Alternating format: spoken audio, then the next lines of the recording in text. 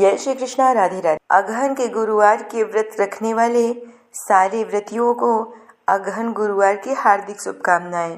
अब की बार बहुत ही शुभ संयोग है कि अगहन माह का शुभ आरंभ गुरुवार के दिन से हो रहा है।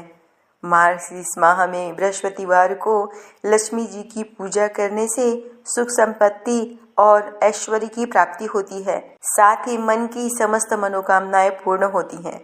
इस दिन पूरे विधि विधान से माँ लक्ष्मी की स्थापना करके पूजा अर्चना की जाती है और घर के द्वार पर दीपों से रोशनी की जाती है। और इस व्रत में माँ लक्ष्मी जी की पूजा सुबह ही की जाती है और दोपहर में अगहन गुरुवार की कहानी सुनी जाती है। मुख्य द्वार से लेकर पूजा स्थान तक चावल के आटे के घोल से माता रानी के पैर बनाए जाते हैं, इस तरह से जैसे माता रानी घर में आ रही हो। यह बुधवार की शाम को ही बना दिए जाते हैं और गुरुवार की सुबह ब्रह्म मुहूर्त में माँ लक्ष्मी जी की भक्ति भाव से पूजा की जाती है और उन्हें विशेष प्रकार से पकवान का भोग लगाया जाता है। अगहन महीने में गुरुवार की आप पूजा करते हैं तो हर गुरुवार को माँ को अलग अलग पकवानों का भोग लगाने से माँ लक्ष्मी बहुत ही प्रसन्न होती हैं। व्रत रखें तो आसपास की बहुएं बेटियों को प्रसाद खाने के लिए विशेष रूप से निमंत्रण देना चाहिए और इस व्रत में श्री महालक्ष्मी जी की कथा, गुरुवार की कथा और गुरुवार की व्रत कथा पढ़नी और सुननी चाहिए। ऐसे करने से सुख और समृद्धि आती है और दुख और दरिद्रता दूर जाती है। श्री माँ लक्ष्मी जी की कृपा से सुख संपत्ति और ऐश्वर्य की प्राप्ति होती है, मन की मनोकामनाएं पूर्ण होती हैं। तो आइए आज आप सुनेंगे अगहन गुरुवार की संपूर्ण व्रत कथा। बोलो विष्णु भगवान की जय, माँ लक्ष्मी जी की जय। पुराणों के अनुसार प्राचीन काल में एक नगर में एक गरीब ब्राह्मण निवास करता था। वह ब्राह्मण श्री हरि विष्णु भगवान का परम भक्त था। वह हर दिन पूरे विधि विधान के साथ विष्णु जी की पूजा करता था। इसी तरह वह कई सालों तक श्री हरि विष्णु भगवान की पूजा करता रहा। तो उसके नियमित पूजा पाठ से भगवान श्री हरि उस पर प्रसन्न हो गए और उसे दर्शन देकर कहने लगे, हे वत्स, मैं तुम्हारी पूजा पाठ से बहुत खुश हूँ। तुम मांगो, क्या मांगते हो? मैं तुम्हें वरदान देता हूँ, मैं तुम्हें वरदान देना चाहता हूँ। तो वह गरीब ब्राह्मण कहने लगा, हे भगवान, आपके दर्शन मात्र से ही मैं धन्य हो चुका हूँ, पर प्रभु मैं क्या करूँ? मेरे घर में बहुत ही गरीबी है और मैं अपनी गरीबी के चलते बहुत दुखी रहता हूँ। तो आप मुझे गरीबी दूर करने का उपाय बतलाएं ताकि मेरे घर में भी माँ लक्ष्मी की स्थायी वास हो और धन्य धान्य की कमी न हो। तब भगवान श्री हरि विष्णु भगवान उस ब्राह्मण से कहने लगे, हे प्रिय ब्राह्मण, मैं तुम्हें इसका एकमात्र उपाय बताता हूँ। तुम ध्यान लगाकर सुनना।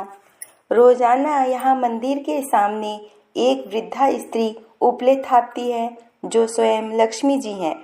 तुम प्रातः काल जाकर उनसे अपने घर आने की प्रार्थना करना।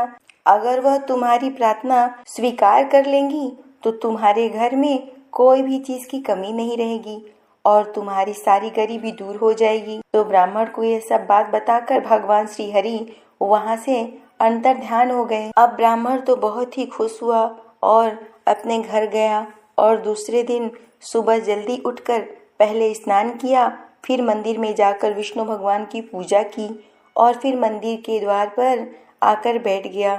कुछ देर बाद उसने देखा कि विष्णु भगवान के कहे अनुसार एक वृद्धा वहां पर उपले थापने आई। तो उसने देखा कि वह ब्राह्मण बहुत ही खुश हुआ और उसके पास जाकर उसे अपने घर चलने के लिए निमंत्रण दिया। तो ब्राह्मण ने जब माँ लक्ष्मी को अपने घर का निमंत्रण दिया तो वह जान गई कि उसे भगवान विष्णु ने ही ऐसे करने के लिए कहा है।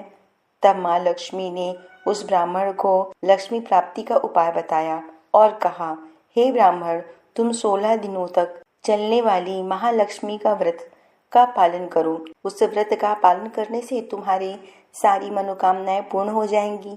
और फिर उस व्रत का सारा विधान बदलाकर माता लक्ष्मी अंतर ध्यान हो गई।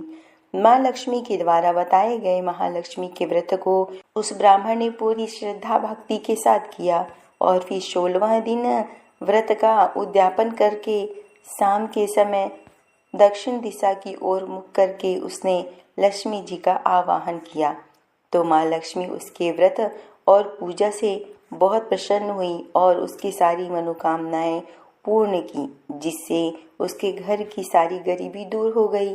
अब यह ब्राह्मण अपने जीवन के समस्त सुखों का भोग करने लगा। बोलो लक्ष्मी माता की जय।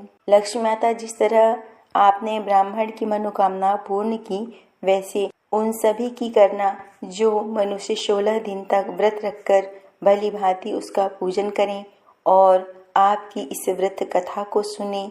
उसके घर अन्न धन के भंडार भरना